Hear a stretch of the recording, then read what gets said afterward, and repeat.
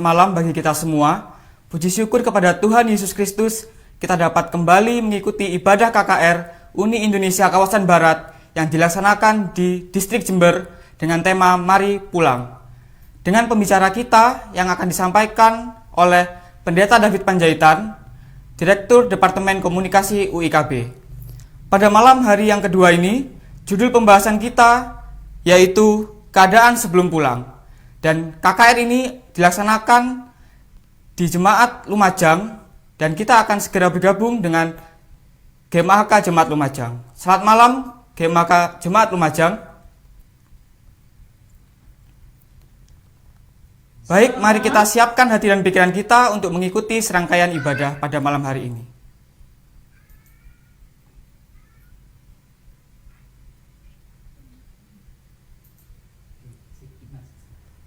Shalom Bapak Ibu Saudara yang dikasihi Tuhan. Kami mengucapkan selamat malam dari Jemaat Lumajang.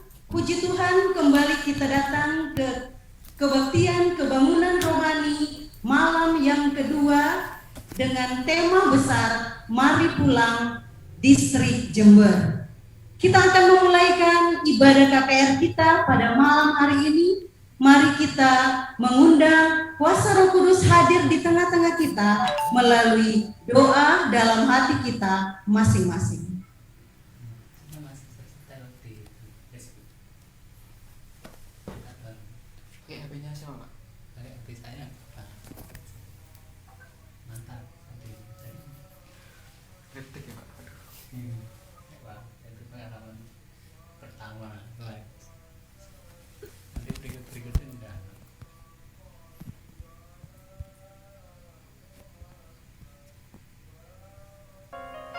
Sebelum kita akan menyanyikan lagu buka kita, bagi Bapak Ibu, Saudara-saudara yang memiliki pertanyaan, bisa chat di kolom chat untuk Zoom dan kolom komen untuk Facebook. Sekali lagi kami mengucapkan selamat malam bagi kita semua yang berada di Jumat ini, bahkan yang berada di rumah kita masing-masing melalui Zoom, Facebook, ataupun Good News Radio. Semoga kita bisa terberkati dengan ibadah kita pada malam hari dan tidak akan mengurangi sukacita kita karena kita ibadah virtual. Kita akan membuka ibadah kita lagu Sion nomor 129 sebagai lagu buka kita. Lagu Sion 128, maaf. Jemaat diundang berdiri. Setiap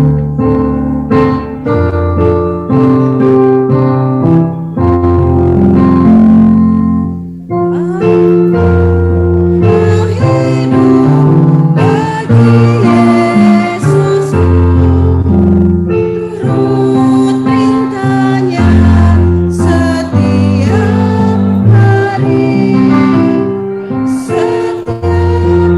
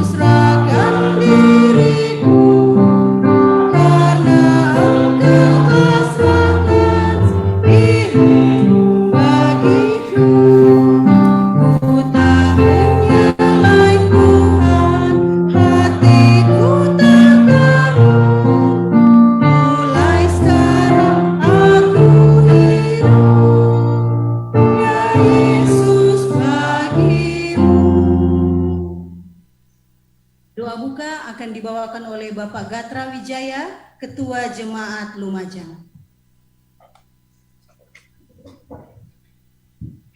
Kita bersatu dalam doa.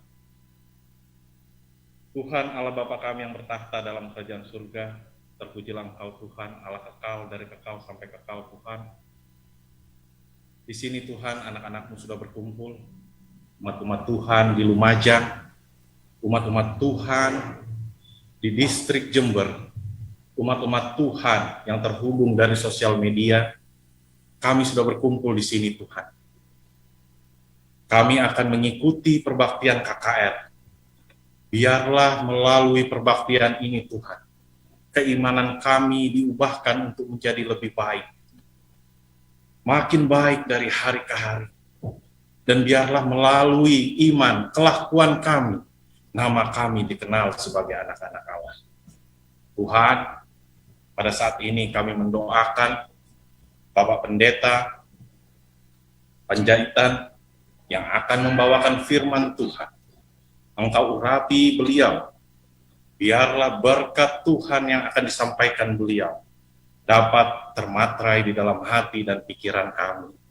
Dan ketika kami meninggalkan tempat ini, dan ketika kami meninggalkan sosial media Zoom ataupun apapun itu sebagai medianya Tuhan, kami membawa sukacita dan kami diubahkan. Tuhan, kami menyerahkan perbaktian ini ke dalam tangan Tuhan. Menyerahkan alat-alat, jaringan internet yang digunakan, biarlah semuanya Tuhan dapat berjalan dengan lancar. Kami percayakan Tuhan juga kepada para tamu-tamu yang datang Tuhan. Biarlah melalui kebaktian kebangunan rohani pada malam hari ini, hubungan persaudaraan kami dengan tamu-tamu kami dapat terjalin satu dengan yang lain. Kami serahkan seluruhnya ke dalam tangan Engkau, Tuhan. Kami alaskan doa ini di dalam nama Tuhan Yesus. Amin.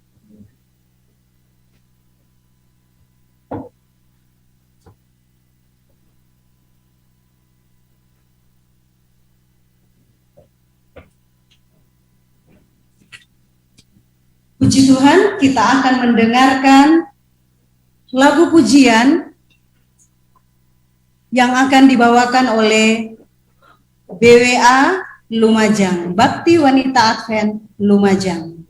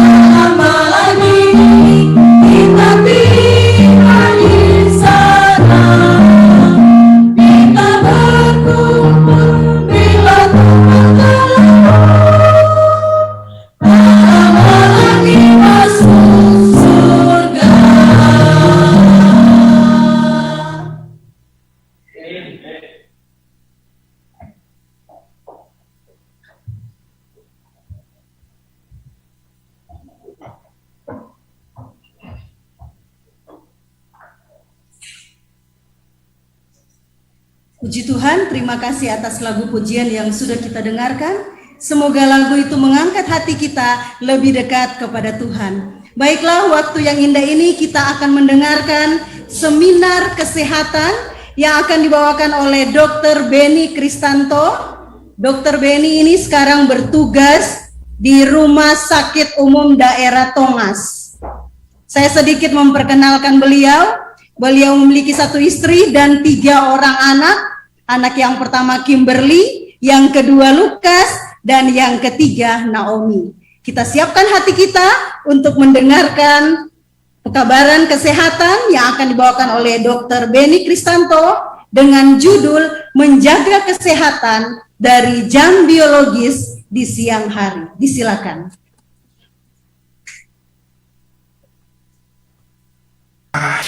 Ya, terima kasih. Shalom. Selamat malam semuanya. Ya, mungkin suara saya kalau misalnya kurang jelas mohon diingatkan karena saya tidak tahu untuk koneksi jaringan di tempat ini kebetulan hujan. Semoga Tuhan memberikan suatu kelancaran di jaringan kita. Oke, untuk materi saya di malam hari ini tentang suatu yang bukan penyakit ya, bukan penyakit yang biasanya dulu kalau kita di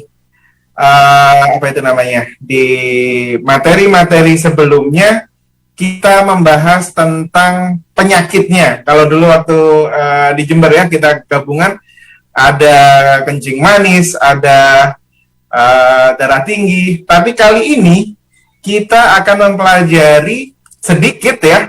Sebenarnya 1 hari 24 jam, tapi kali ini saya akan bagi siang dan malam supaya tidak terlalu lama-lama, karena waktu yang diberikan ke saya hanya 15-20 menit. Semoga sampai. Oke. Ya, terima kasih sudah ditampilkan slide-nya. Oke, slide yang pertama bisa dilanjutkan. Oke, jadi saya akan memperkenalkan bagi saudara-saudara yang hadir di sini, yaitu ritme biologis atau ritme sirkadian. Mungkin ada beberapa orang yang sudah mengetahuinya. Mungkin kalau kita browsing di internet, di Google, ini adalah suatu jam biologis yang Tuhan telah sediakan bagi umat manusia supaya hidupnya teratur. Jadi semua kehidupan manusia diatur oleh Tuhan dengan jam biologis ini. Oke, next, slide yang berikutnya. Nah, kita akan melihat di slide berikutnya ini. Bisa dilanjut. Nah, ritme biologis ini atau jam biologis ini diatur oleh hormon, yaitu hormon tidur sebenarnya. Jadi ini saya salah ketik ya, harusnya melatonin. Ini melatonin. Jadi hormon melatonin ini adalah hormon yang mengatur waktu terjaga dan tertidurnya manusia, khususnya pada jam malam. Nah, ini sangat berpengaruh sekali bagi jam biologis kita di waktu pagi dan malam.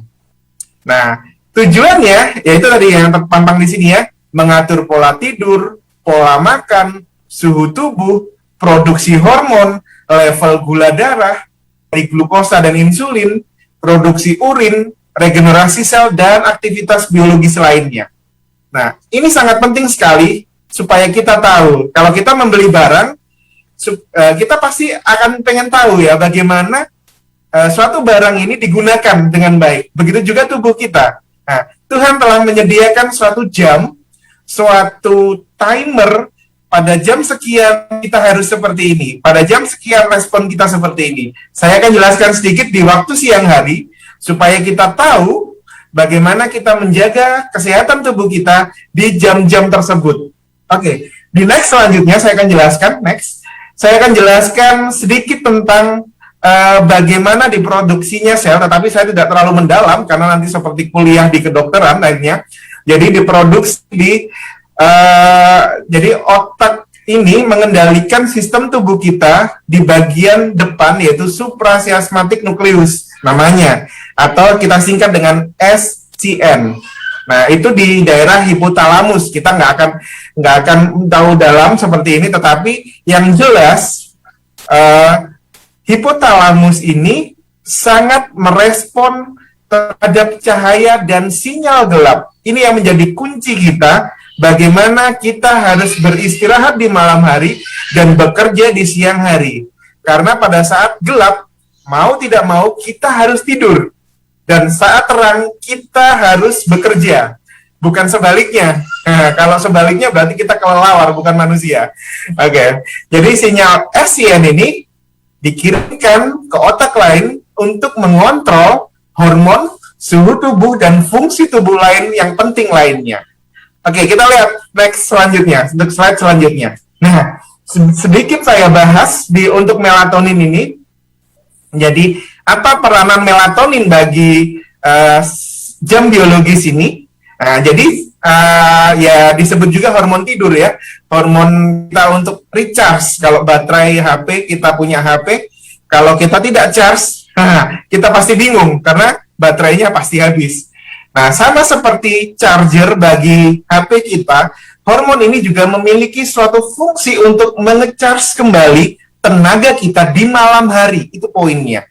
Nah, jadi hormon ini akan menimbulkan rasa kantuk, penurunan suhu supaya kita bisa istirahat, dan menurunkan hormon kortisol, yaitu hormon kortisol. Kalau saya sempat bawa di Lumajang, di Tunjung Rejo kalau tidak salah, hormon kortisol ini adalah hormon stres.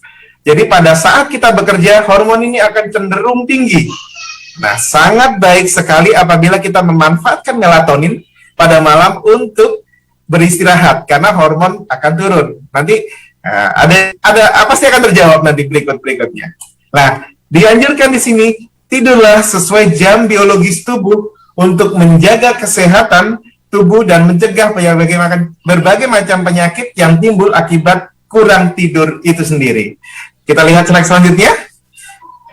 Nah, secara sederhana saya simpulkan seperti ini. Kalau kita melihat gambar di Da Vinci Code, kita melihat seperti ini ya. Sebenarnya inilah jam biologis kita.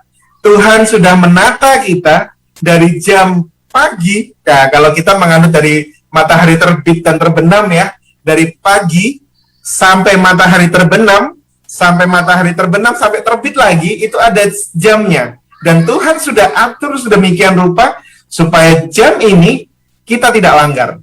Oke, next. Kita awali jam pertama. Oke, jam 5 pagi. Nah, dianjurkan bagi kita bangun jam 5 pagi. Ada yang lebih pagi, lebih baik, lebih bagus. Alasannya nanti yang jam 4 besok ya, pertemuan yang kedua, yang pada malam hari. Biar kita penasaran terus apa yang jadinya nanti. Nah, kita bangun jam 5 pagi, tubuh kita sudah di-set alarm. Tanpa alarm di HP kita, kita pasti terjaga jam 5 pagi, asal kita tidur tepat waktu. Jadi, tubuh menghasilkan hormon yang penting untuk memperbaiki jaringan sel yang memperbaiki tulang. Ini adalah fase di mana jam 5 pagi muncul hormon-hormon yang penting untuk perbaikan jaringan sel dan tulang. Kalau kita melewatkan jam 5 pagi, kita tidak akan memperoleh jaringan sel yang bagus dan tulang yang kuat. Manfaatkan jam 5 pagi untuk berolahraga. Nah, kalau masih gelap, ya oke lah, 5:30, tak apa-apa. Tubuh berada kondisi maksimal, kalau baterai HP itu adalah kondisi maksimal 100%. Asal kita tidur di waktu yang tepat. Nah, saya tidak akan membahas berapa kita tidur, tetapi kita akan membahas siang hari. Dari pagi kita mengawali hari sampai matahari terbenam.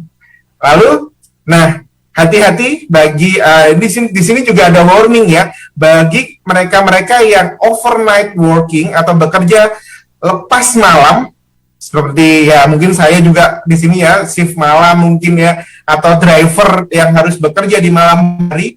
Hati-hati jam 5, karena titik mengantuknya seseorang adalah jam 5. Kalau baterai HP itu tinggal 1%, jadi habis sebentar lagi.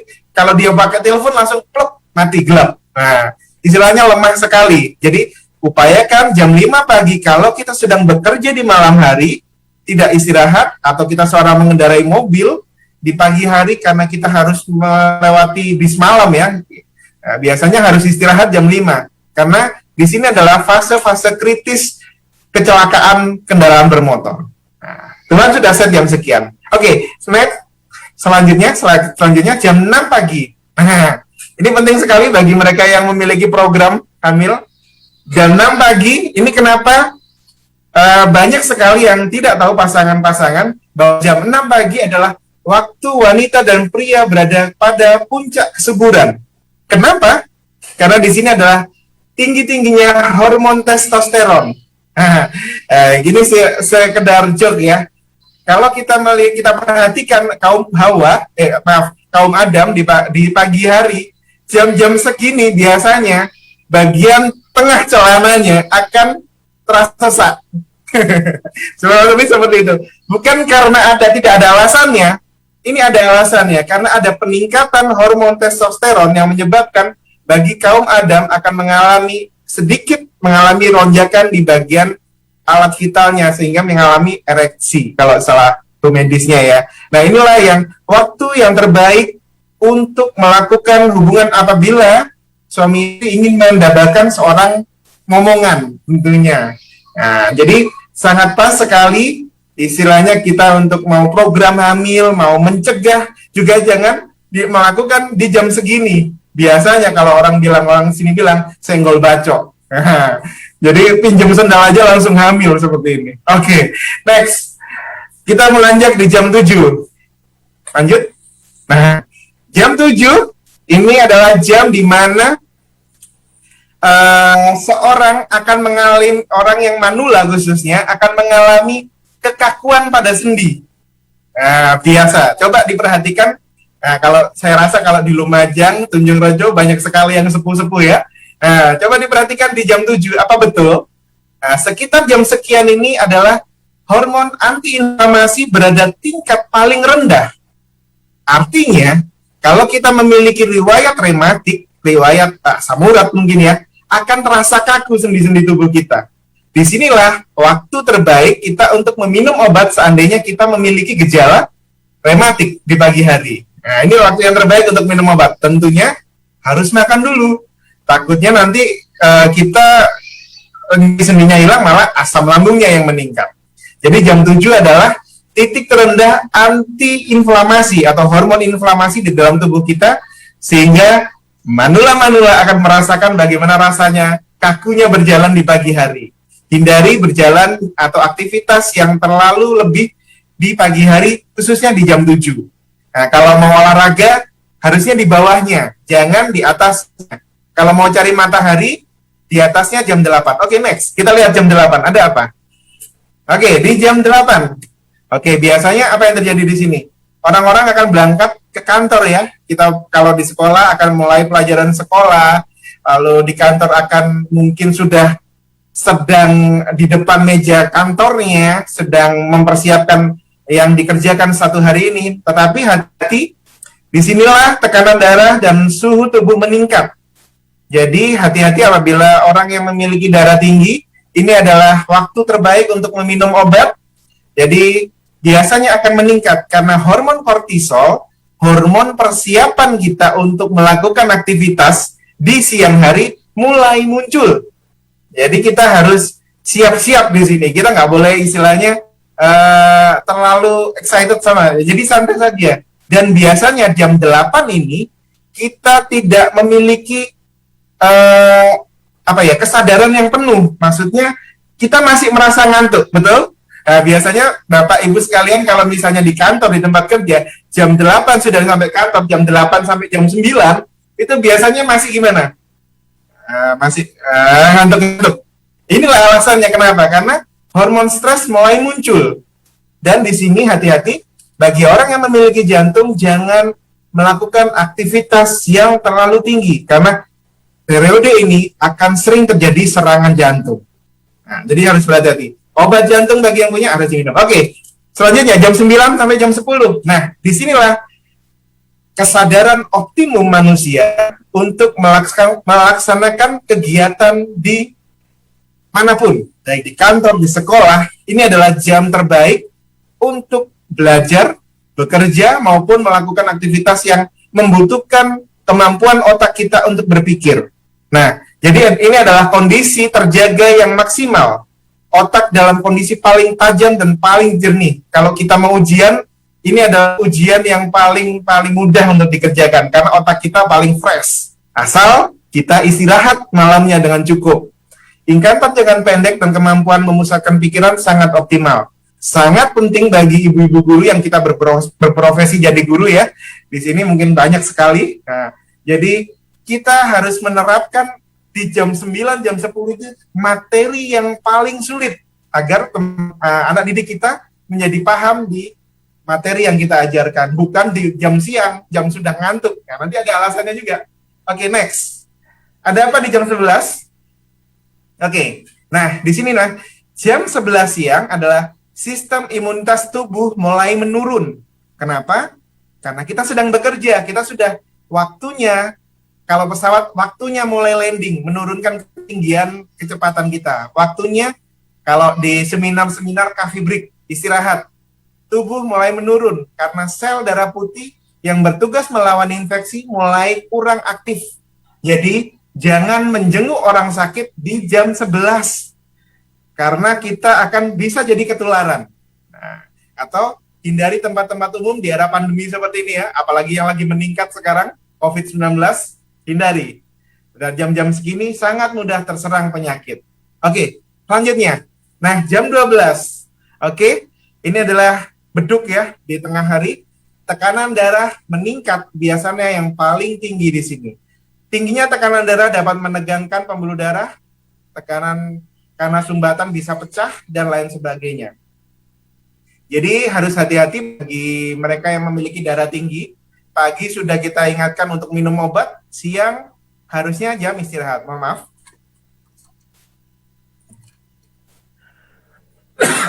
Oke, selanjutnya jam 1 sampai jam 15. Nah, ini adalah jam 1, jam 15 kalau kita sudah di jam kantor ya, di jam kantor atau di jam sekolah. Ya, bagaimana yang terjadi?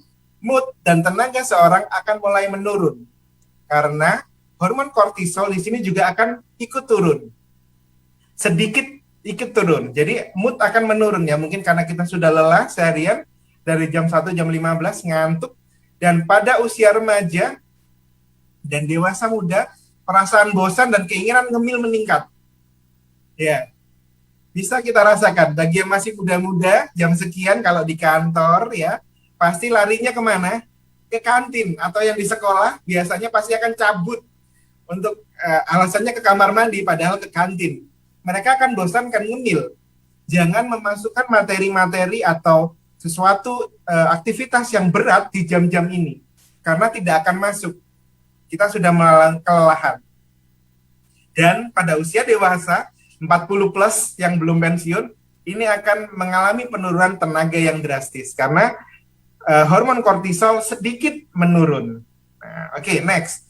Jam 16 atau jam 4 sore, nah ini adalah hormon adrenalin meningkat di titik ini. Hormon adrenalin adalah hormon di mana kita mengalami, kalau kita mengalami stres, selain kortisol, adrenalin akan terpacu. Kalau kita ngebut-kebutan atau sedang berantem atau gimana, ini akan meningkat. Nah, suhu tubuh pada kondisi paling tinggi di sini. Artinya, mesin kalau mobil itu sudah dipacu sepanjang hari, ini panas-panasnya mesin. Jadi, tetapi ini adalah kondisi yang tepat juga untuk berolahraga, karena adrenalin sangat bagus untuk memacu aktivitas fisik kita, dan yang terpenting adalah paru-paru berfungsi secara maksimal. Bagi yang punya masalah di paru-paru, mungkin asma atau batuk yang kronis, sangat bagus dianjurkan untuk berolahraga di sore hari, karena ini akan menjaga kualitas dari paru-parunya itu sendiri. Jadi sangat bagus bagi mereka yang sudah masih tidak memiliki waktu di pagi hari. Kita bisa olahraga di sore hari jam 4. Kalau sudah pulang tentunya. Oke. Lalu selanjutnya jam 17 atau jam 5. Nah, ini adalah waktu terbaik untuk, kalau di iklan waktu terbaik untuk ngeteh ya. Tapi kalau di sini saya nggak akan berani bilang waktu terbaik, waktu ngobrol, waktu ngeteh, nggak. Nanti saya dipecat nanti di sini. Jadi intinya di sini adalah jam 5 sore adalah tingginya hormon serotonin. Nah, hormon serotonin adalah hormon bahagia. Jam 5, selain kita akan pulang kantor, kita akan bertemu dengan keluarga. Ini adalah waktu chit-chat yang terbaik, waktu mengobrol dengan keluarga di beranda rumah, sambil mungkin bermain dengan anak-anak. Ini adalah waktu yang paling bagus untuk menghilangkan stres kita sepanjang hari di mana kita menghadapi masalah yang rumit mungkin di kantor, di sekolah, ataupun di tempat manapun kita bekerja. Jadi ini adalah waktu yang terbaik. Oke, selanjutnya. Habis ya? Oke. Nah, ini sampai di sini mungkin ya penjelasan sedikit tentang bagaimana kita bisa mensiasati, bagaimana kita bisa menjaga tubuh kita selama satu hari. Di jam-jam ini adalah titik di mana tubuh kita mengalami istilahnya landmark, atau ada titik-titik di mana kita akan mengalami suatu peristiwa, mungkin lelah, itu wajar gitu loh. Mungkin di saat di jam 12 kita akan mengalami seperti ini, itu wajar. Sesuai jam biologis kita harus mengikuti jam itu. Kalau kita melanggarnya, pasti tubuh kita akan mengalami kelelahan yang sangat hebat. Nah, jadi mungkin untuk pertemuan selanjutnya kita akan bahas lebih dalam lagi untuk yang sore sampai pagi. Nanti lebih seru lagi. Bagi mereka yang memiliki gangguan untuk tidur akan sangat berguna di sini. Mungkin sekian dari saya, semoga sedikit materi ini sangat berguna dan membawa kita menjadi tubuh yang lebih sehat lagi untuk memuji dan memuliakan Tuhan. Selamat malam.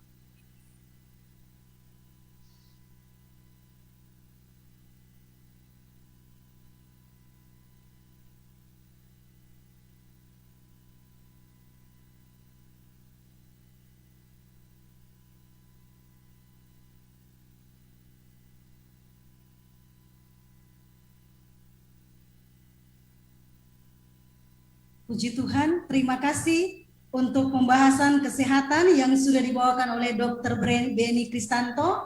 Semoga kita bisa mempraktekkan di rumah kita masing-masing.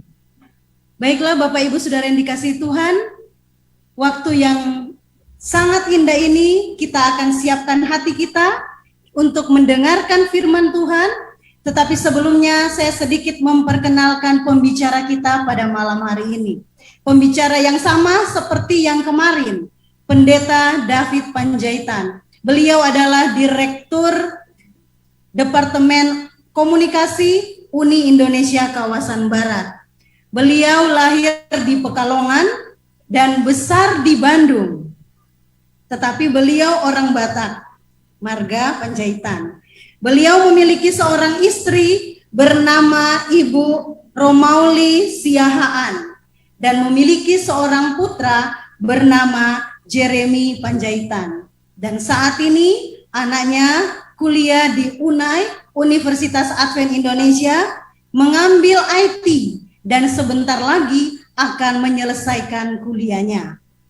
Sebelum kita akan mendengarkan Pendeta David Panjaitan membawakan firman Tuhan, kita akan menyanyikan lagu tema kita. Jemaat diundang berdiri, kita yang di rumah juga bersama-sama bisa menyanyikan lagu tema kita. Lagu Sion 374, Aku Mau Pulang.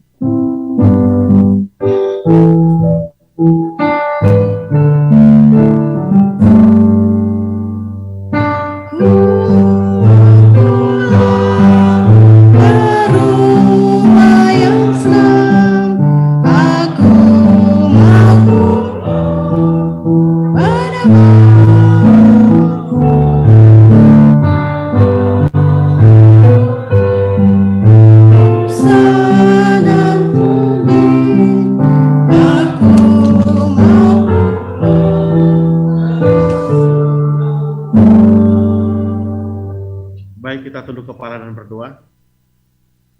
Tuhan Bapa kami di sorga, tetaplah bersama kami di rangkaian kebaktian kebangunan rohani di distrik Jember ini di malam yang kedua.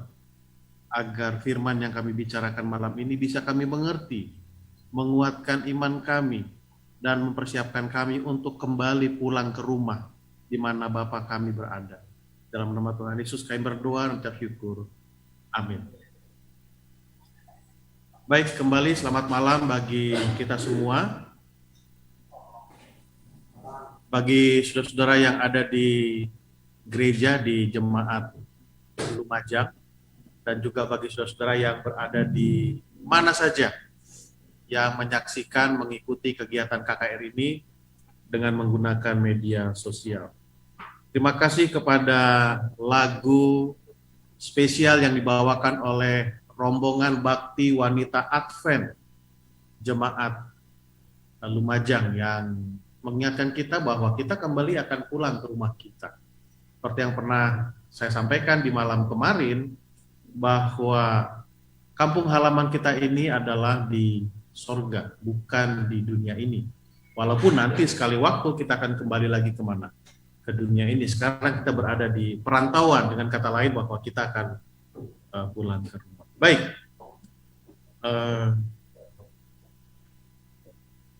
Mari pulang. Seperti yang saya katakan tadi malam, bahwa lagu tema kita menunjukkan bahwa kita mau pulang ke rumah, rindu pulang ke rumah.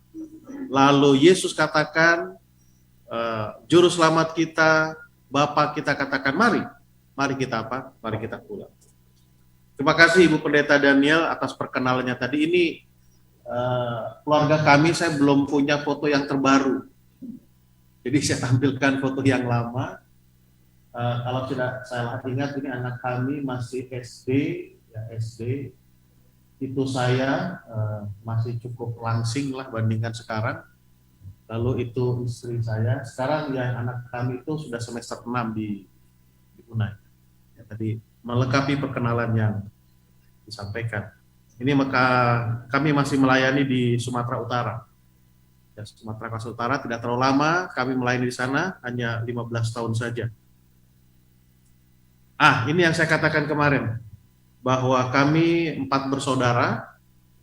Yang paling kanan saya sana itu paling tua, baju merah, baju biru maksud saya. Lalu yang baju merah itu nomor 2. Lalu saya itu yang sedang lipat tangan. Lalu yang paling kecil itulah adik saya paling kecil. Seperti saya katakan kemarin malam, bahwa kami keluarga pegawai mision. Kakak saya yang pertama itu menikah dengan Marga Simanjuntak, pendeta di Jakarta. Lalu nomor 2 yang baju merah tadi sudah katakan, suami istri guru di Keramat Pulo. Lalu saya, dan yang paling kecil suaminya juga pendeta, sekarang melayani di Jakarta juga di Jemaat Makarios.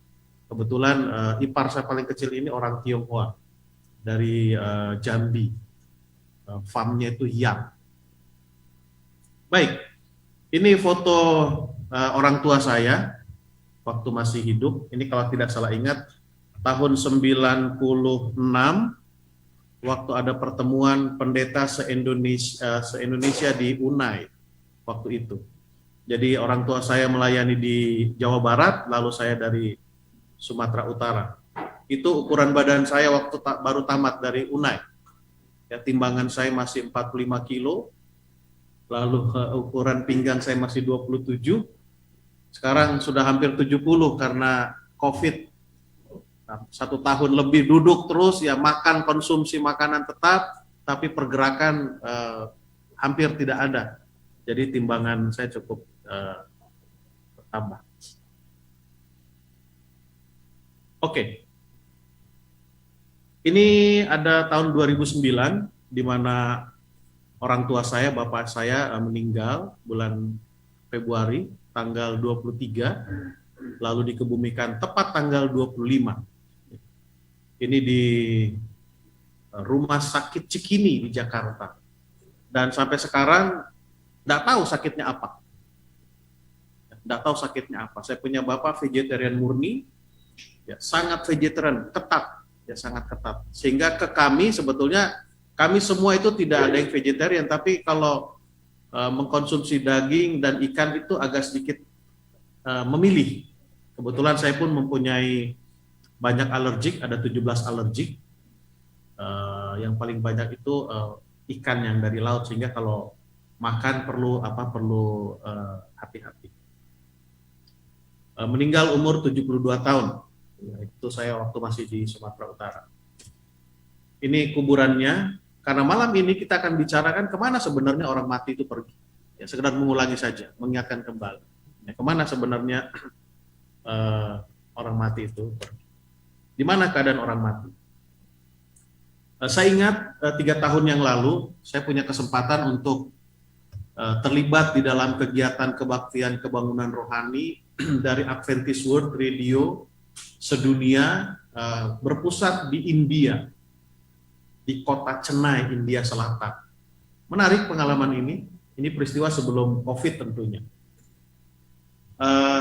Dari lokasi saya KKR ke tempat base camp kami, penginapan kami itu jaraknya sekitar 3 jam. Jadi kami berangkat sekitar jam 5 sore, sampai di sana jam 8, lalu kembali lagi itu paling cepat itu jam 12 malam, jam 1 pagi, paling cepat kembali. Paling cepat. Ada yang menarik di kegiatan KKR ini. Kalau kita di Indonesia lah ya, pada umumnya selesai KKR, oke, salaman, kalaupun ada ramah tamah, lalu apa, kembali. Nah ini tidak. Selesai KKR, pembicara berdiri di depan, lalu semua tamu yang datang itu harus didoakan oleh pendeta di depan. Sampaikan ini keluhan kami, gini, lalu didoakan oleh apa? Oleh pendeta. Hampir tiap malam. Itu kami berada di sana 3 minggu. Lalu satu ketika saya membicarakan tentang ini. Lalu saya tanya, kemana orang mati itu? Mereka angkat tangan, oh ke sorga Pak Pendeta. Oke. Nah, setiap malam orang yang datang untuk didoakan itu keluhannya umumnya seperti ini. Pendeta tolong doakan bapak saya, mama saya, suami saya, istri saya, om saya, tante saya, anak saya, semua mereka katakan sedang sakit, suka minum alkohol, lalu hidupnya tidak sehat. Kami takut nanti dia mati. Lalu setelah saya membicarakan hal ini, saya katakan mulai malam ini saya tidak mau lagi mendoakan saudara-saudara. Lalu mereka heran, loh kenapa pendeta? Loh bukannya saudara-saudara bilang bahwa orang mati itu langsung ke surga? Jadi keluarga saudara yang minum minuman kecanduan minuman alkohol itu lalu mati, berarti langsung masuk apa? Masuk surga. Jadi untuk apa kita doakan? Untuk apa kita sedihkan? Yang harus kita lakukan adalah justru kita harus ikut dia minum alkohol biar cepat mati supaya cepat masuk apa? Masuk surga. Lalu mereka pikir, oh ya juga ya. Ya juga ya. Jadi mari kita ulangi kembali bagi saudara-saudara yang sudah mendengarkan, bagi yang belum ya ini sekedar informasi yang baru. Sebenarnya kemana orang mati itu pergi? Baik. Terima kasih Dr. Beni tadi yang telah menyampaikan satu pelajaran yang sangat baik sekali. Saya baru mengerti Dr. Beni kenapa setiap pulang kantor, kami pulang kantor 4:30, kebetulan anak kami sedang magang. Jadi di jalan tuh sering ketawa-ketawa jam 5, oh rupanya itu waktu moodnya moodnya bagus. Jadi selama COVID ini, kecuali kemarin dengan sekarang kantor kami tidak dibuka, kami selesai jam 1. Jadi setelah itu saya olahraga sedikit di kantor. Jadi ada ini penelitian. Mungkin saudara-saudara boleh pegang denyut nadinya. Ya mudah, saya percaya ada denyutnya ya. Kalau tidak ada, seksi kesehatan siap bertugas kalau tidak ada denyutnya lagi. Saya percaya ada. Oke. Paling tidak denyut nadi yang normal itu 84 kali 1 menit. Kalau suka olahraga bisa turun 50-60 kali denyutannya. Saya harap terasa. Kalau tidak berdenyut lagi, seksi kesehatan segera bertugas untuk membawa ke mungkin rumah sakit. Sekarang agak sulit ya, paling tidak diperhatikan. Baik, setiap kali nadi saudara berdenyut 1 kali, rata-rata di seluruh dunia ada 2 orang yang denyut nadinya berhenti. Jadi kalau mundur ke sini, kalau 50 kali 2 berarti 100. Kalau 60 berarti 120. Kalau 84 berarti hampir 200 orang yang meninggal. Karena kali 2 kan begitu. Artinya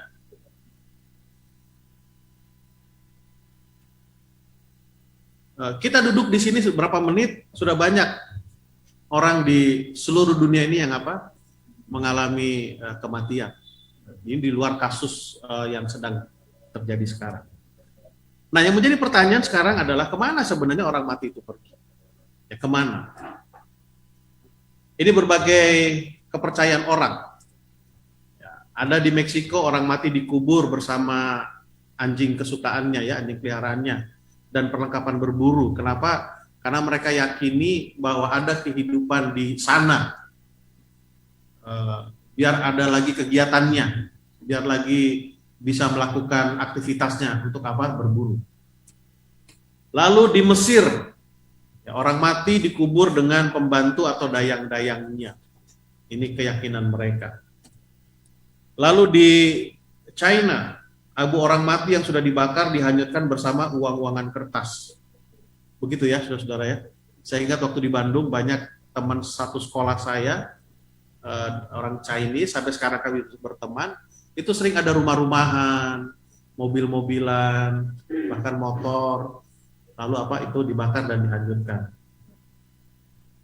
Di India, orang baik yang mati berubah jadi lembu, dan orang jahat yang mati berubah menjadi ular kobra.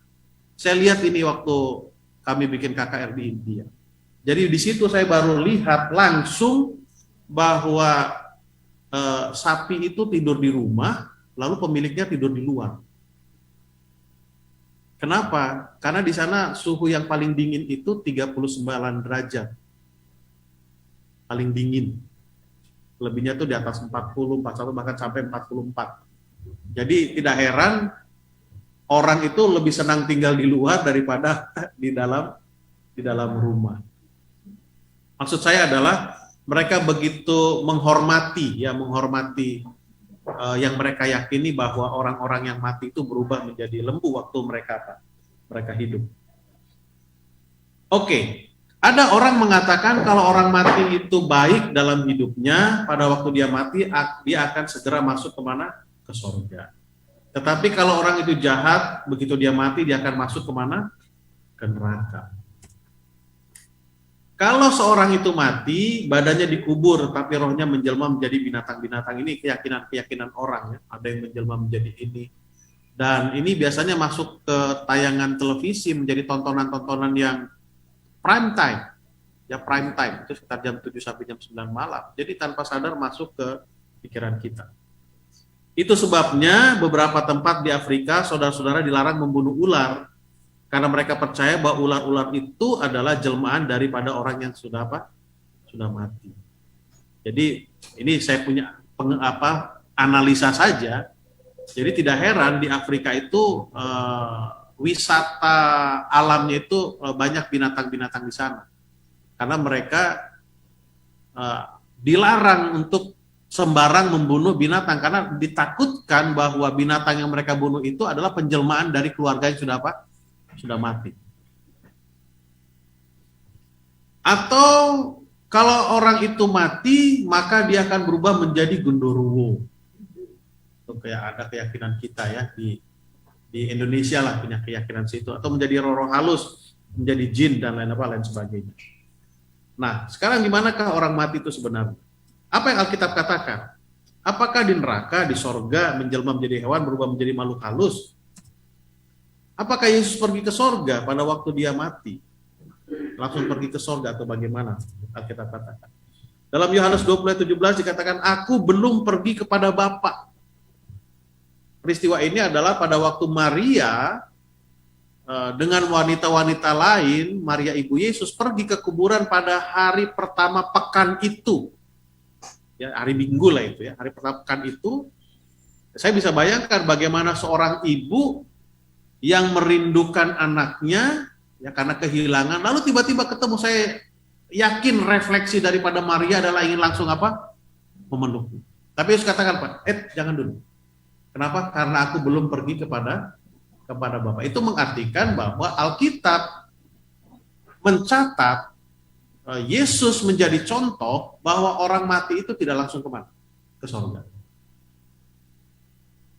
Oke, ini rumus hidup dan mati. Kalau di sekolah rumus harus dihafalkan. Ya, tapi ini boleh dihafalkan tapi tidak ada ujiannya, tidak masalah. Kalau saudara-saudara sekali waktu lupa. Oke, rumus hidup. Ketika itulah Tuhan Allah membentuk manusia dari debu tanah. Sebelum masuk ke rumus, kalau saudara perhatikan urutan penciptaan dari hari pertama sampai hari ke-6 pertengahan lah boleh saya katakan, Alkitab mencatat bahwa Allah menciptakan itu bicara, Allah berfirman, lalu jadi, dan yang diciptakan itu jadinya tidak hanya satu, tapi apa? Banyak.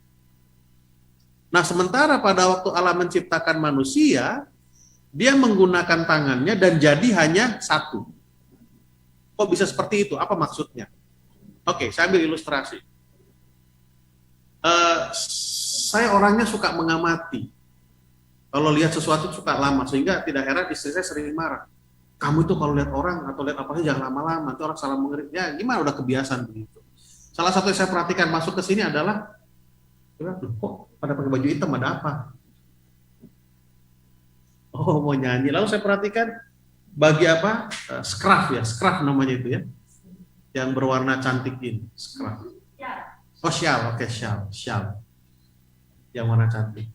Biasanya, ini biasanya kaum wanita bicara tentang fashion itu jarang suka kalau warna, model, bentuk, merek itu sama dengan temannya. Itu biasa kalau ada di pesta gitu kan, acara-acara resmi, sama, belok itu biasanya. Tapi kalau pakaiannya itu satu, mereknya pun oke lah, merek mungkin bisa sama, tapi model, warna, bentuknya itu hanya dia, wah dia itu menjadi satu apa? Bangga. Biasa itu dibeli dari butik, desainer, dan itu harganya istimewa. Jadi kenapa Alkitab mencatat Allah menciptakan manusia dengan tangannya dan jadinya hanya satu, itu mengartikan bahwa manusia itu adalah makhluk ciptaan yang istimewa. Kalau musim-musim kampanye, itu banyak kaos dibagikan ya, kaos partai. Itu konveksi biasanya harganya ya tidak terlalu mahal. Kualitasnya tidak, tapi semua itu adalah baik. Jadi manusia diciptakan oleh Allah dengan tangannya, itu mengindikasikan bahwa kita ini adalah makhluk istimewa, ciptaan yang istimewa. Ciptaan yang istimewa. Unik, tidak ada yang sama. Lalu menghembuskan nafas hidup ke dalam hidungnya. Demikianlah manusia itu menjadi makhluk hidup. Jadi dari tanah setelah jadi, lalu Allah hembuskan. Wah, jadilah kita ini. Ya, jadilah kita ini. Kembali mengingat pengalaman kami, saya khususnya pada waktu saya punya orang tua meninggal, kami begitu respect sama bapak kami ini. Sangat respect.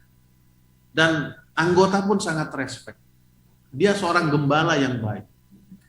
Di satu tempat dia pernah melayani hampir 10 tahun. Itu buktinya anggota respect kepada dia, dan itu membuktikan bahwa dia seorang gembala yang baik. Tapi pada waktu dia meninggal, pada waktu akan dikenakan pakaiannya, jadi waktu itu orang tua kami berdomisili di Bandung, tapi karena sakit dipindahkan ke Jakarta karena anak-anak umumnya di Jakarta. Saya di Sumatera, adik saya masih di Jambi waktu itu. Jadi nggak bawa pakaian. Jadi waktu itu pakaian saya lah yang digunakan. Oke, ini aja pakai. Jadi digunting belakangnya lalu dipakaikan. Lalu sepatu juga, sepatu yang saya bawa dari Sumatera dipakaikan kepada. Yang mau saya ceritakan adalah pada waktu akan dipakai celananya, seperti orang memasukkan sesuatu ke dalam karung, didorong begitu. Itu bapakku itu, saya bilang. Akhirnya saya sadar, loh, udah apa? Udah meninggal. Jadi tanah itu menjadi satu yang istimewa, yang dihargai oleh karena ada apa? Nafas hidup. Jadi sederhananya adalah debu plus roh, itu jadilah kita sekarang ini. Ya, jiwa yang hidup.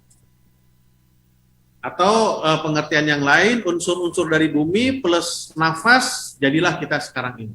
Ya, makhluk yang istimewa, ciptaan yang istimewa. Nah, sekarang rumus kematian, manusia hidup dikurangi nafas sama dengan apa? Mati. Seperti ayah saya itu.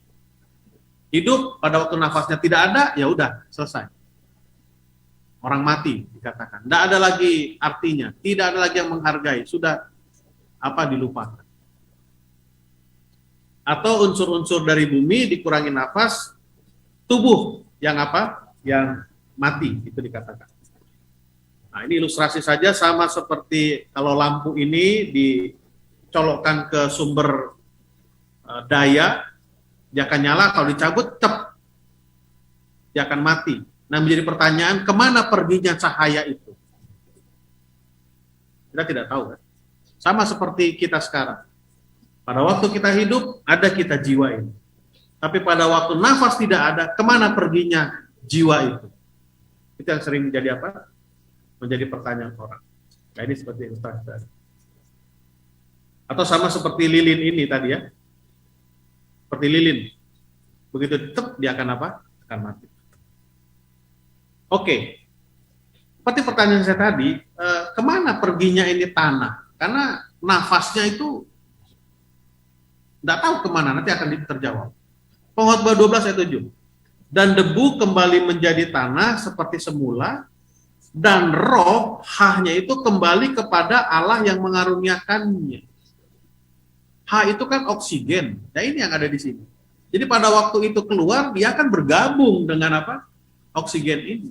Kembali kepada siapa? Kepada penciptanya, kepada yang menciptakannya. Sementara tubuh ini kembali kemana? Ke tanah. Arti kata roh kembali kepada Allah, kata roh dalam bahasa Inggris itu spirit, dan dalam bahasa Ibrani ruah, itulah yang di dalam pengkhotbah. Jadi kembali kepada pemiliknya. Seperti lampu tadi, begitu waktu nyala ada cahaya.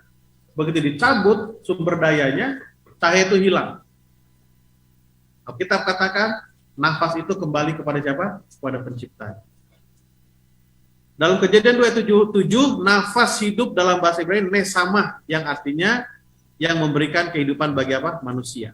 Itulah yang membuat manusia itu bisa menjadi menjadi makhluk hidup. Pengertiannya sama. Dua kata ruah dan nasama itu sama-sama mengartikan roh dan nafas hidup hal itu. Nafas hidup hal itu bisa ditukar-tukar. Pada waktu manusia mati, tubuhnya kembali menjadi tanah, dan ruah atau neshama itu, roh itu kembali kepada siapa? Kepada Bapa. Itu yang sudah saya terangkan di awal tadi, ini sekedar menguatkan saja keterangan saya tadi. Oke. Ini ada sebuah penelitian. Ada mayat di Amerika tidak dikubur, melainkan disimpan di zat nitrogen cair. Zat nitrogen ini lebih lebih dingin dari es kalau tidak salah, sehingga kalau mengawetkan sesuatu itu lebih kuat ya, lebih tahan ya. Supaya tubuhnya awet dan tidak membusuk. Tujuannya apa? Bahwa satu hari kelak manusia melalui teknologi mutakhir akan dapat menemukan rahasia kehidupan.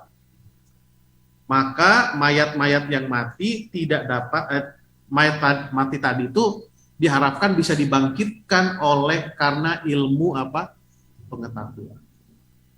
Waktu saya baca ini, gimana ya kalau benar terjadi manusia itu bangun? Mungkin bisa kacau dunia ini. Karena saya berpikir begini, saudara-saudara. Saya bicara handphone. Saya punya handphone itu tahun 2001. Beli nomor dulu harganya mahal. Sampai sekarang masih saya pakai nomor itu. Yaitu jadi Pendeta Daniel, nomor itu saya beli tahun 2001. Dan orang yang belikan karena tidak sanggup kita. Jadi saya ingat tahun 95 kalau orang punya handphone kan. Sekarang tahun 2021 kalau ada orang tidak punya handphone, nggak punya handphone, akan terbalik. Jadi dulu saya yakin, tidak pernah kita bisa bayangkan ngomong dengan orang lain sambil jalan-jalan. Tidak pernah kita bayangkan itu. Biasanya nongkrongnya di wartel. Wartel dengan warnet dulu ya. Saya alami itu waktu masih di Unai, ngantri gitu, logam banyak karena mau nelpon teman di Bandung. Cepet dong, cepet ya kan gitu, ngantri dingin di Unai. Tapi Sekarang bukan hanya ngomong, bisa face to face. Bukan hanya itu, kirim-kirim data pun sangat cepat, tidak dibayangkan. Tidak bisa dibayangkan. Minggu lalu saya dapat notifikasi dari YouTube bahwa tentara Inggris sedang mengembangkan satu teknologi namanya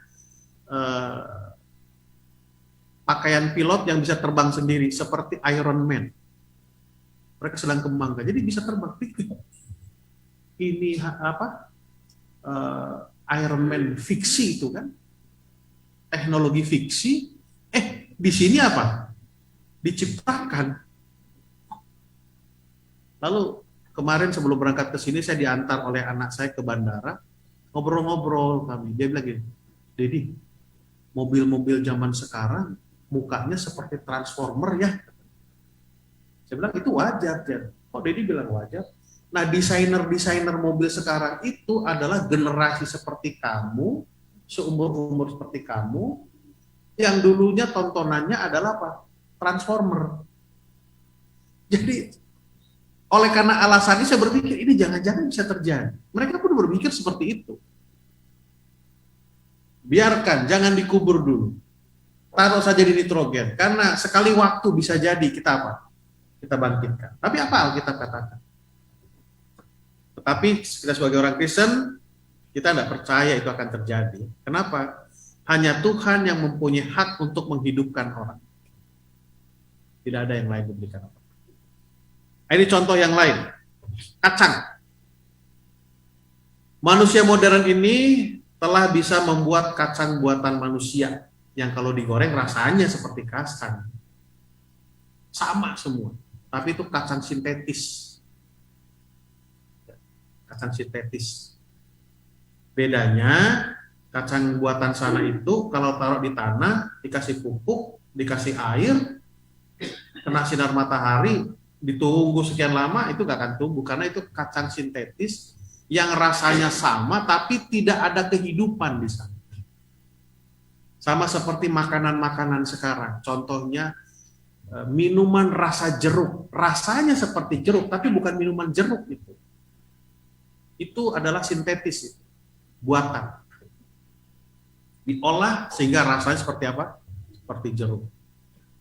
Jadi kalau seandainya itu dihidupkan ya tidak bisa, disemai untuk jadi bibit tidak bisa, karena tidak ada kehidupan di sana. Nah, contoh yang lain. Nah, ini mungkin saudara-saudara ingat 5-7 tahun yang lalu ya.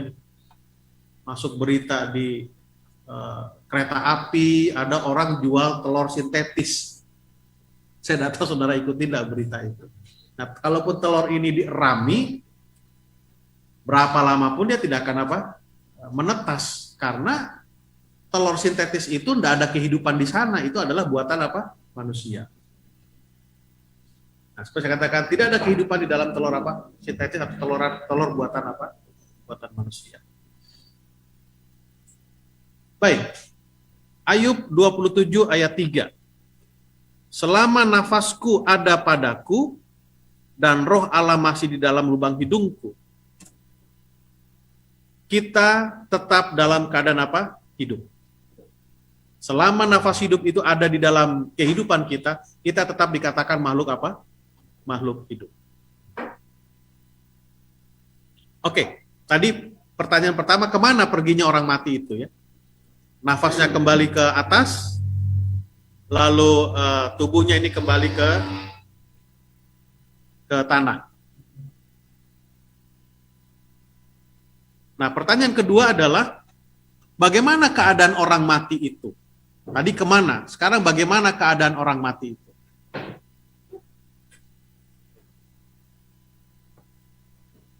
Oke, sekarang bagaimana keadaan orang mati? Yang pertama, orang mati itu udah nggak ada lagi maksudnya untuk apa. Contohnya dulunya waktu hidup dia mau beli ini, dia punya cita-cita mau ini, mau itu, mau ini, mau itu, beli mobil seperti ini, tanah seperti ini, rumah seperti ini. Setelah dia mati, nggak ada lagi keinginan-keinginan atau maksud-maksudnya itu. Mazmur 146 ayat 4. Apabila nyawanya melayang, ia kembali ke tanah. pada hari itu juga lenyaplah maksud-maksudnya. Jadi tidak ada lagi rencana-rencana daripada orang mati itu. Tidak memuji Tuhan. Saya tidak tahu bagaimana budaya di sini, tapi waktu kami melayani di Sumatera Utara 15 tahun, saya gembala 9 tahun, kalau ada orang mati sebelum peti ditutup, mereka katakan ini masukkan Alkitabnya, masukkan lagu Sionnya, masukkan sekolah sahabatnya. Saya, kenapa? Ya biar ada dia pegang di sana, katanya. Itu sudah orang Kristen loh, masih punya keyakinan seperti itu. Alkitab katakan bahwa orang mati tidak akan pernah memuji Tuhan. Mazmur 115 ayat 17. Bukan orang-orang mati akan memuji Tuhan dan bukan semua orang yang turun ke tempat sunyi. Jadi orang mati tidak memuji Tuhan.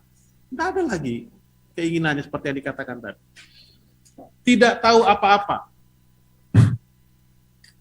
Tidak tahu apa-apa. Pengkhotbah 9 ayat 5. Karena orang-orang yang hidup tahu bahwa mereka akan mati. Tetapi orang yang mati tidak tahu apa-apa. Jujur, saudara-saudara, waktu anak-anak dulu paling takut lewat kuburan. Dulu, sekarang sih sudah mengerti ini, ya santai saja. Kenapa? Karena saya pribadi, mungkin saudara juga alami, kalau jalan lewat kuburan, serasa ada yang mengikuti. Apalagi bilang, hati-hati di sana ada yang baru dikubur. Alkitab mengatakan, orang mati itu apa? Tidak tahu apa-apa. Mau kita teriak-teriak, mau kita marah-marah, contohnya seperti orang tua saya tadi, dipakaikan pakaiannya dengan seperti masukkan karung seperti itu, ya dia nggak tahu apa-apa. Kami yang hidup saya sebagai anak laki-lakinya merasa tidak enak dilakukan seperti itu, tapi dia nggak tahu apa-apa lagi. Segala kenangannya sudah lenyap. Bahkan pengkhotbah 9 ayat 5 berkata, bahkan kenangan kepada mereka sudah apa? Sudah lenyap. Tidak ada lagi yang dikenang oleh siapa? Orang yang mati. Dan biasanya kalau orang sudah mati ya sudah selesai lah. Orang sudah lupa biasanya. Ya, seorang sudah apa? Kecuali keluarga dekat itu masih ingat. Baik kasih mereka maupun kebencian dan kecemburuan mereka sudah lama apa? Sudah lama hilang. Jadi kalau orang sudah mati, yang hidupnya dulu benci sama kita sudah tidak ada lagi. Yang dulunya cemburu sama kita sudah tidak ada lagi. Itu yang Alkitab katakan. Tidak berdaya lagi. Tetapi bila manusia mati, maka tidak berdayalah ia. Bila orang binasa di manakah ia? Tidak ada kekuatannya lagi. Saudara mau apain pun itu tidak ada masalah. Tidak ada apa? Tidak ada kekuatan dia lagi. Saya ingat tahun 2004 waktu tsunami di Banda Aceh, Desember itu, kebetulan saya pergi ke sana, ke kota Banda Aceh. Saya lihat bagaimana para pekerja sosial itu, relawan itu capek kerja, lelah mereka, dan aroma udara di sana itu tidak sehat. Saudara tahu apa yang mereka lakukan untuk mencari orang-orang hilang ini? Dengan menggunakan apa? Beko. Ya karena mereka udah capek. Jadi orang mati kan nggak tahu apa-apa. Mereka tidak terjaga dan mereka tidak bangun dari apa? Tidurnya. Kematian itu adalah seperti tidur. Apabila aku mengharapkan dunia orang mati sebagai rumahku, menyediakan tempat tidurku di dalam apa? Kegelapan. Saya tidak tahu apakah Dr. Benny masih online ada ya? Dok, kalau saya salah tolong dikoreksi nanti saja dok. Yang saya pernah dengar dari artikel yang pernah saya baca, kalau orang itu mati, organ tubuhnya yang paling terakhir berfungsi itu adalah pendengaran. Itu yang pernah saya tahu. Jadi meninggal selesailah pendengarannya apa? Itu organ yang paling terakhir berfungsi, itu yang saya tahu.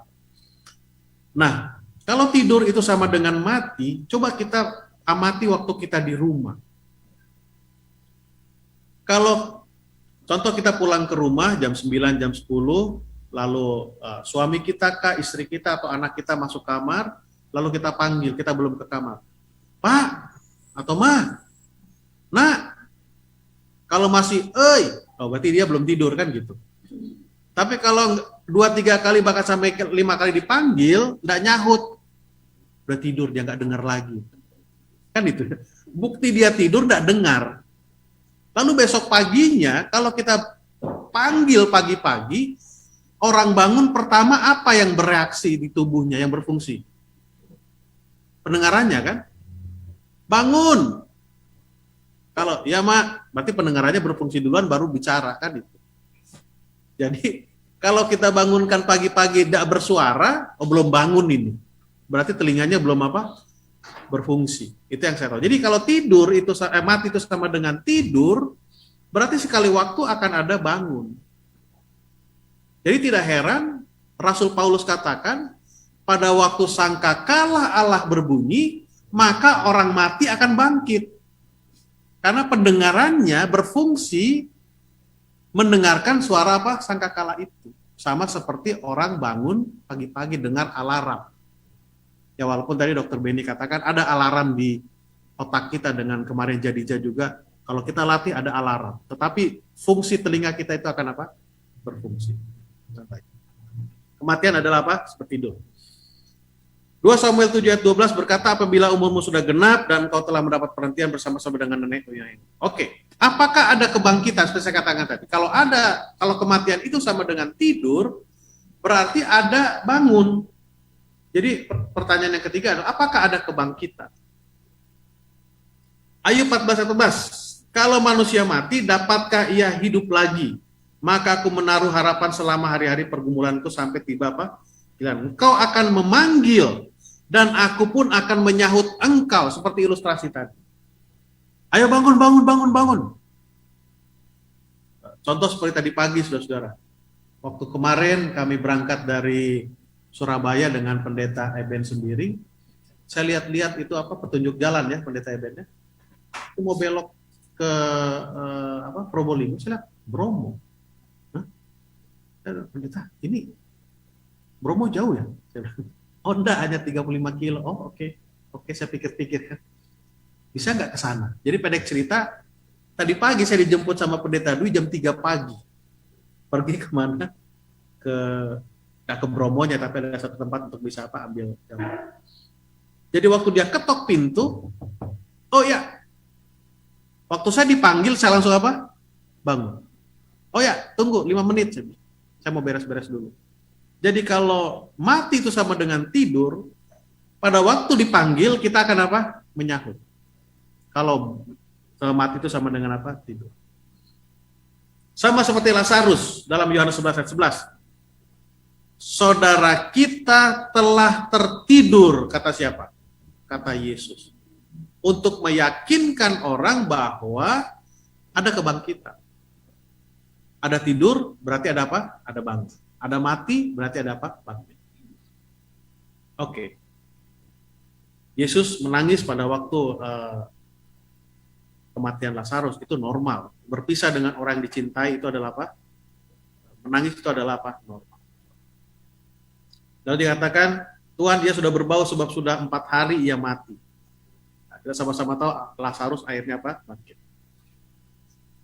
Oke, 1 Korintus 15 ayat 51. Sesungguhnya aku menyatakan kepadamu satu rahasia. Kita tidak akan mati semuanya, tetapi kita semuanya akan diubah. Dalam sekejap mata pada bunyi nafiri yang terakhir. Sebab nafiri akan berbunyi. Dan orang-orang mati akan dibangkitkan dalam keadaan yang tidak dapat binasa dan semua akan diubah. Karena yang dapat binasa ini harus mengenakan yang tidak dapat binasa. Dan yang dapat mati ini harus mengenakan yang tidak dapat apa? Tidak dapat mati. Ya, saya tidak akan selesaikan karena mengingat masalah waktu. Baik, saya senang sekali mendengar dan membaca ayat ini. Kenapa? Seandainya ayat ini tidak ada, terus terang saya tidak mau masuk surga. Kenapa? Kan itu pertanyaannya kan. Tapi karena ayat ini ada, saya pengen masuk surga. Tapi karena ayat ini, kalau ayat ini tidak ada, saya tidak mau. Saya mau ceritakan satu pengalaman, saudara. Pertama kali saya naik pesawat itu tahun 2002. Saya masih melayani di kampung waktu itu, Pak Abraham. Di Sumatera Utara, saya mengembalakan 13 jemaat, Pak. Satu cabang. Waktu itu saya, atau kami lah ya, ada rombongan, mau wisuda ke Filipina, ke Ayas. Untuk S2 kami waktu itu. Pendek cerita, kami naik pesawat cukup yang bagus, SQ waktu itu. Ya namanya orang kampung, agak sedikit kampungan kan begitu. Jadi naik pesawat, rebutan Pak, mau duduk di samping jendela.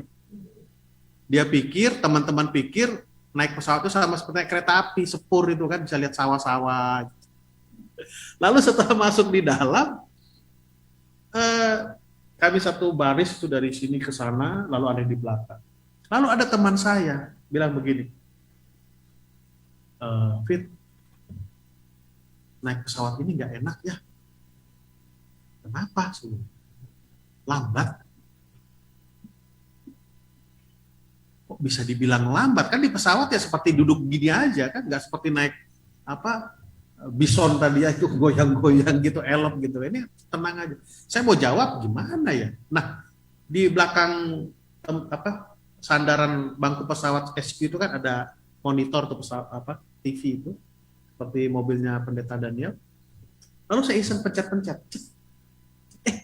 Muncul seperti keterangan gitu. Lalu dibilang kecepatan pesawat 800 km per jam. Dan lihat itu. Oh iya ya, katanya. Iya ya, katanya. Lalu di luar suhu minus 40 derajat.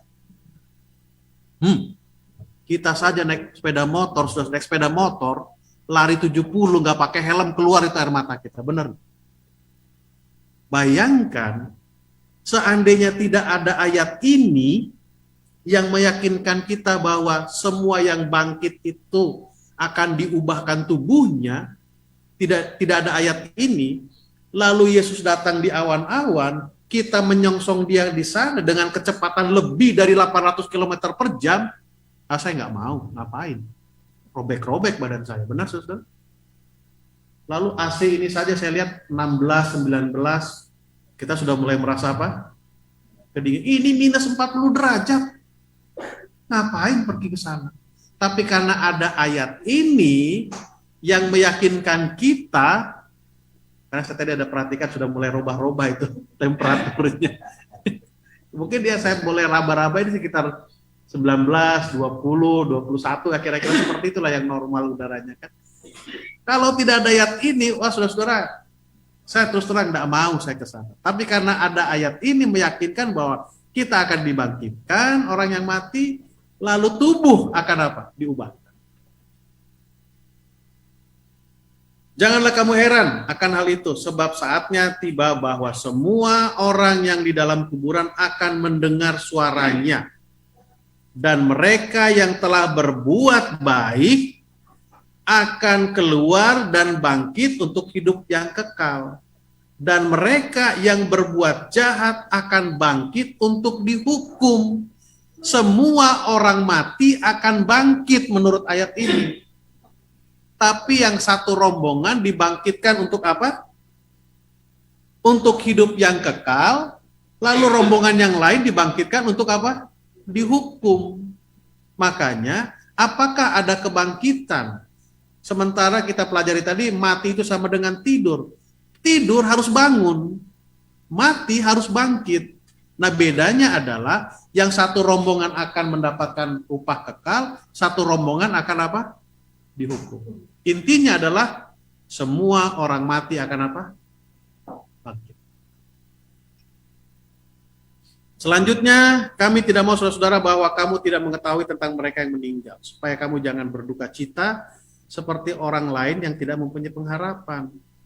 Tuhan sendiri akan turun dari sorga dengan satu sorak dan suara yang nyaring dari penghulu malaikat. Dan sangkakala Allah dan mereka yang mati dalam Kristus akan lebih dahulu bangkit. Yang mati dalam Kristus akan lebih dahulu bangkit. Jadi itu rombongan yang akan mendapatkan hidup yang kekal. Dan banyak dari antara orang-orang yang telah tidur dalam debu tanah akan bangun sebagian untuk mendapatkan hidup yang kekal, ini mengulangi saja, dan sebagian untuk mengalami kehinaan dan kengerian yang apa? Yang kekal. Baik, saudara, saya akan simpulkan pembicaraan saya. Apa yang akan terjadi sebelum kita pulang ke rumah bagi kita yang hidup dan akan mengalami apa? Kematian. Orang mati, tubuhnya kembali ke tanah, nafasnya kembali kepada siapa? Si pemberi nafas. Itu poin yang pertama. Lalu poin yang kedua, orang mati itu tidak tahu apa-apa. Tidak tahu apa-apa. Sama seperti orang tidur kan. Ini cerita terakhir, saya mau cerita tentang pengalaman teman satu kamar saya dulu, Pendeta Daniel. Pagi-pagi, sekali waktu pagi-pagi, dia bangun. Bro, tadi malam aku mimpi katanya. Mimpi apa? Waduh, seru mimpinya. Saya iseng nanya, jam berapa kamu mimpi? Kira-kira jam 2. Bohong kamu. Kok kamu bilang bohong? Dari mana orang mimpi tahu tidur nyenyak jam 2? Berarti dia nggak tidur kan begitu. Jadi orang tidur tuh nggak tahu apa-apa. Ya kalau ada orang bilang, aku dengar kamu gitu nggak tidur itu nggak tidur. Intinya orang tidur tidak tahu apa-apa. Dan semua orang tidur akan bangun. Artinya semua orang mati akan apa? Akan bangun. Yang menjadi pertanyaan adalah, kita akan dibangkitkan, akan dibangunkan menjadi rombongan yang mana? Kan itu yang menjadi pertanyaan. Rombongan yang akan diselamatkankah atau rombongan yang akan mendapatkan apa? Kehinaan, kematian yang selamanya. Sesuai dengan pelajaran kita 1 pekan ini, tema utamanya adalah mari pulang. Tentu kita berharap bahwa kita akan dibangkitkan dengan rombongan yang akan menerima kehidupan yang kekal, artinya kita akan pulang ke rumah. Apa yang harus kita lakukan? Tadi ada disinggung sedikit, besok kita akan singgung lebih jauh. Orang-orang yang hidup bersama dengan Kristus, orang-orang itulah yang pada waktu mati akan dibangkitkan untuk mendapatkan hidupnya apa? Hidupnya kekal. Tuhan berkati kita. Amin. Kita tunduk kepala dan berdoa. Terima kasih Tuhan, oleh karena kami rasakan kehadiran Roh Tuhan di tengah-tengah kami, sehingga pelajaran malam ini bisa kami mengerti. Di balik kematian ada kebangkitan. Mati sama dengan tidur, dan akan ada bangun. Pelajaran malam ini mengingatkan kami bahwa kebangkitan akan ada 2 kelompok besar. Kelompok yang akan mendapatkan upah hidup kekal, dan kelompok yang akan mendapatkan hukuman, kehinaan dan kengerian. Janji Tuhan dalam firman-Mu berkata, siapa yang hidup baik beserta dengan Tuhan pada waktu mengalami kematian akan dibangkitkan dan akan kembali pulang ke rumah.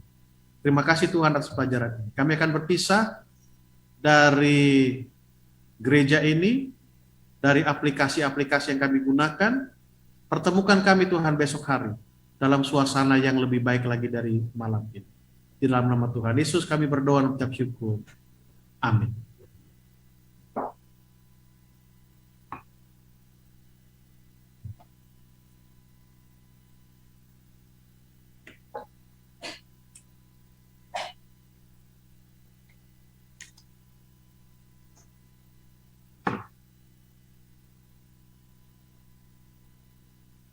Puji Tuhan, terima kasih kepada Pendeta David Panjaitan untuk firman Tuhan yang begitu indah yang sudah kita dengarkan. Semoga kita berada pada umat-umat Tuhan yang menerima upahnya. Baiklah Bapak Ibu Saudara yang dikasihi Tuhan, ibadah KKR kita pada malam hari ini sudah berakhir, dan kami tetap mengundang Bapak Ibu Saudara tetap pada channel yang sama dan link yang sama untuk hadir pada besok malam. Semoga Tuhan memberkati kita dan semoga kita bisa membawa pulang berkat-berkat Tuhan. Selamat malam, Tuhan memberkati.